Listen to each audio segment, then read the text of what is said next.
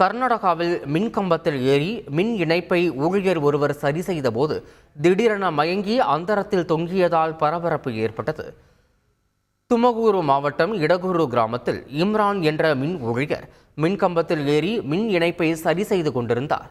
அப்போது திடீரென அவர் மயங்கி அந்தரத்தில் தொங்கிக் கொண்டிருந்தார். அப்போது அவ்வழியாக சென்ற பொதுமக்கள் இதனை பார்த்து அதிர்ச்சி அடைந்தனர். பின்னர் ஏணி மூலம் இம்ரானை மீட்ட பொதுமக்கள் அவரை சிகிச்சைக்காக மருத்துவமனையில் அனுமதித்தனர். தீவிர சிகிச்சைக்கு பின் அவர் சுயநினைவுக்கு திரும்பியுள்ளார். இந்த காட்சிகள் தற்போது சமூக வலைதளங்களில் வைரலாக பரவி வருகிறது.